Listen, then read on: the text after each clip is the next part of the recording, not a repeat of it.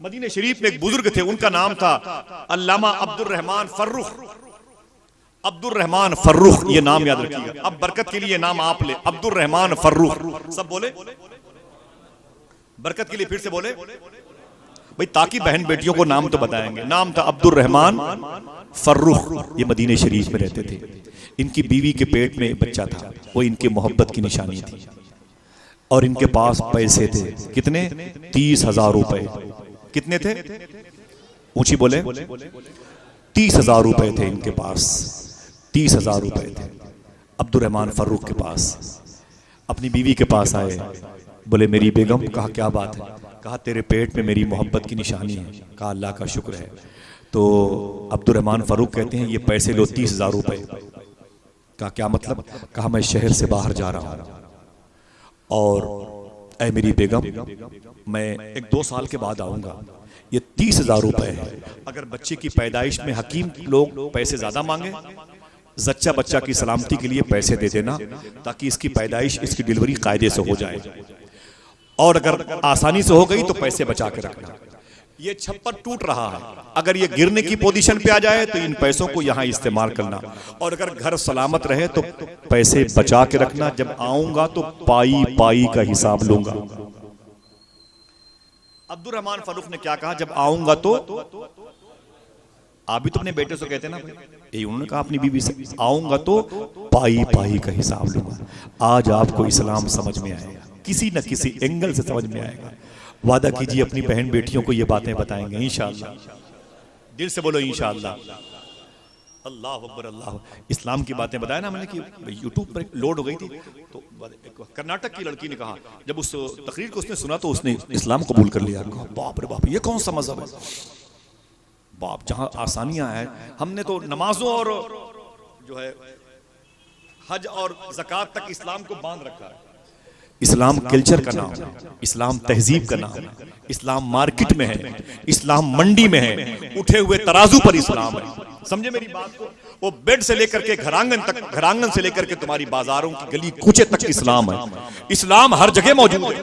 बातें दो आएंगी इंशाअल्लाह, याद रहेंगी तो बड़ी बात है, वरना अल्लाह मुझे और आप सबको हिदायत दे। आमीन कह दें। अब्दुर्रहमान फर्रुख कहते हैं कि मैंने कहा मेरी बीवी, ये जो अमानत है संभाल के रखना, और ये भी अमानत संभाल के रखना। कहते मैं चला गया मदीने शरीफ से, 1-2 साल कह के निकला था, लेकिन 22 साल के बाद वापस हुआ।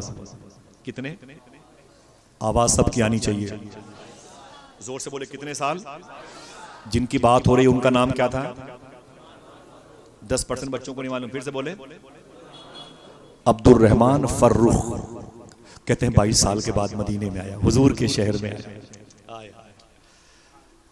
जाहिदों की सांसें भी इस तरह नहीं चलती हैं जिस अदब से चलती हैं आंधियां मदीने में। कहते मदीने में आया ना 22 साल के बाद, सोचा कि अपनी बीवी के पास क्या जाऊं, पहले हुजूर से मुलाकात। बोलो बोलो बोलो। बोले पहले हुजूर से मिल लूं। कहते हुजूर के दरबार में आया, हुजूर की मदार शरीफ के करीब आया। कहते बहुत रोया, कब्र मुस्तफ़ा की मिट्टी उठा उठा के चूमता रहा, हुजूर के रोजे पे आंसू बहाता रहा, दुरूद पढ़ता रहा। सरकार 22 साल के बाद आपके दरबार को देखा, 22 साल बिछड़ गया सरकार आपसे। मैं अपने कारोबार की जो रोलिंग होती है उसमें फंसता चला गया, इतने दिन आपसे दूर रहा। हुजूर बहुत याद आई आपकी, बड़ा तड़पा हुजूर रातों को याद करके। अल्लाह अकबर, खुदा की कसम अगर कोई तड़पे तो खबर मदीने वाले को हो जाती है। अब्दुर्रहमान फर्रुख कहते हैं मैं वापस आया, हुजूर के रोजे पर बड़ा लिपट के रोया, बहुत रोता रहा। कहते अचानक मेरे कान में हुजूर की हदीस शरीफ की आवाज आई, मैं खड़ा हो गया। कहते हैं मैं बाबे फातिमा से बाहर निकला, बाबुन निसा के करीब आया, बाबे जिब्रिल के करीब आया, और कहते हैं मैं असहाबे सुफ़ा के चबूतरे से होकर के हुजूर की मस्जिद में गया तो क्या देखा, पूरी मस्जिद हुजूर के आशिकों से खचाखच भरी हुई। मोहब्बत से बोले, नेकी का मामला है, जोर से बोले। और फिर रमजान में स्कीम निकली है, मोहब्बत से बोले सुभान अल्लाह। अल्लाह बोले पूरी मस्जिद खचाखच भरी हुई थी। कहते मैंने कहा इतने लोग क्यों खड़े हैं, बैठे हुए हैं? कहा जब मैंने गौर से देखा तो मैंने क्या देखा, हुजूर के मिंबर पर एक आशिक 20 साल का, एक नौजवान, अभी उसके मोछ और दाढ़ी के बाल भी नहीं आए, सर पर हुजूर की मोहब्बत का इमामा लपेटे हुए, उसका जिस्म जुब्बे मुस्तफ़ा की बरकतों की किरणों को समेटे हुए हुजूर के मिंबर पर हुजूर का आशिक, हुजूर के शहर में, हुजूर के रोजे के करीब, हुजूर के आशिकों के सामने हुजूर की बातें कर रहा। बोले उसकी बातों को सुन के लोग तड़प रहे थे। अजीब सी कैफियत की, अहवाल का आलम था। कोई जज्बी कैफियत में जाता, किसी पर बेखुदी गालिब आती, कोई हाय मोहम्मदा या मोहम्मदा के नारे लगाता। हुजूर की तकरीर सुन के अजीब और गरीब एक कैफियत पैदा होती। लोग कहते वाह वाह जाकिर वाह, आज जब तेरी जबान से हुजूर की बातें इतनी अच्छी लगती हैं तो सिद्दीक़ उमर की जबान से हुजूर की बातें कितनी अच्छी लगती हैं। उस्मान अली कैसा बोलते रहे होंगे, वाह या मोहम्मदा के नारे लगते। अब्दुर रहमान फरूक कहते हैं उसने तकरीर खत्म की। जब तकरीर खत्म की ना तो कहते हैं लोग टूट पड़े, कोई उसके हाथों को चूमता, कोई उसके पांव को चूमता, कोई उसके इमामे की पेच को चूमता। अब्दुर रहमान ने कहा मैंने सोचा मैं इस मुहद्दिस से बाद में मिलूंगा, पहले घर की खबर लूं। 22 साल के बाद आया हूं, भूली बिसरी गली से गुजरा और जैसे ही कुछ याद आता रहा मैं आगे बढ़ता रहा। अचानक एक दरवाजे पर पहुंच गया। मेरे विजदान ने बताया कि यही घर तेरा है। कहते मैंने दरवाजे पर दस्तक दी, मैंने कहा अंदर कौन है? अंदर से एक औरत निकल के आई, उसके बाल सब सफेद हो गए थे। उसने मुझे देखा, कहा आप कौन? मैंने कहा आप कौन? उसने कहा दरवाजे पर आपने दस्तक दी, आप कौन? तो मैंने कहा मेरा नाम अब्दुर रहमान, याद है, अब्दुर रहमान फर्रुख है। और तुम कौन हो? उसने कहा मैं आपकी बीवी हूं, मैं आपकी बीवी हूं। इतना सुना तो अब जाहिर सी बात है मोहब्बत की दो अजीम रूहें इकट्ठा हो रही हैं। बीवी ने देखा मेरा सुहाग सलामत है, फौरन अपने शौहर के पैरों पे गिर पड़ी। अल्लाह अकबर, दुपट्टे से अपने शौहर की आंखों से निकलने वाली थकावट के जरासीम को बाहर करने लगी, रोने लगी। प्रोफेसर वसीम बरेलवी ने एक शेर कहा था, उसूलों पर जो आँच आए तो टकराना जरूरी है, जो जिंदा हो तो फिर जिंदा नजर आना जरूरी है। थके हारे परिंदे जब बसेरे के लिए लौटे तो सलीकामंद शाखों का लचक। औरत अपने शौहर से लिपट गई, मोहब्बत से पेश आई, अपने घर के अंदर ले गई, वजू के लिए पानी लाया। शौहर वजू, अब्दुर रहमान फर्रुख वजू कर रहे थे। बीवी ने दस्तरखान बिछाया, रोटियां पकाई, अपने शौहर के सामने रखी। अब्दुर रहमान फर्रुख जैसे निवाला तोड़ के खा रहे थे ना, खाते खाते बोले मेरी बेगम, बोले करीब आओ। बोले क्या बात है? कहा 22 साल के बाद आया हूँ, तेरे पेट में मेरी मोहब्बत की निशानी थी, वो क्या हुआ? याद है ना? बोले वो क्या हुई? तो बीवी ने कहा कि पहले आप खाना तो खा ले, उसके बाद बताऊंगी। अब्दुर रहमान कहते मैं खाना खाने लगा। फिर मेरे शौहर ने कहा अरे मेरी बीवी ये बता 30,000 रुपए तुझे मैंने दिए थे, घर तो वैसे ही है जैसे पुराना था, बना भी नहीं, ये बता कि वो पैसे कहाँ हैं?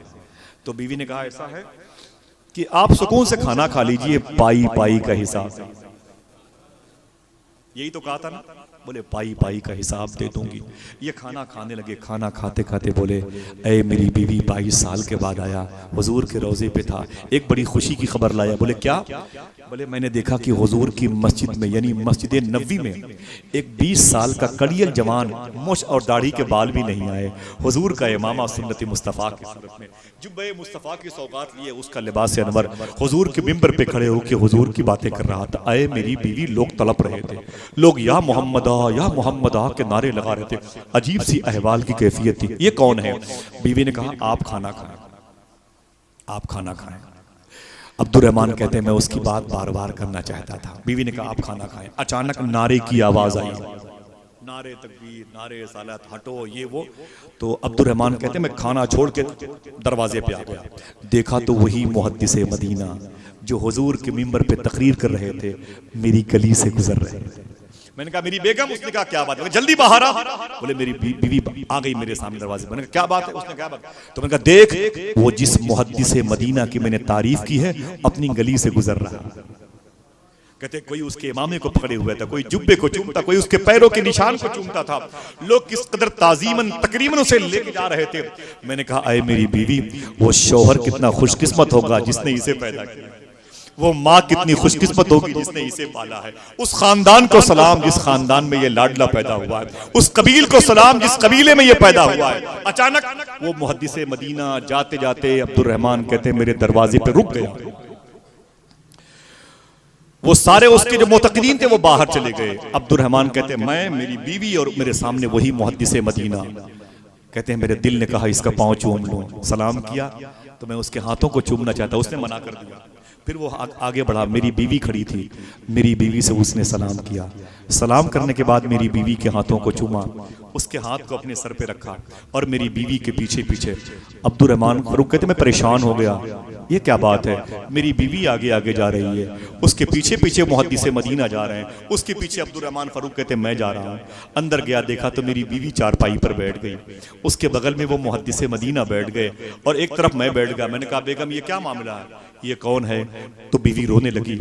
उसने कहा मेरे मौला तेरा शुक्र है, आज सदाकत के पर्दे को चाक करने का वक्त आया। उसने कहा मेरे शौहर तुमने क्या सवाल किया?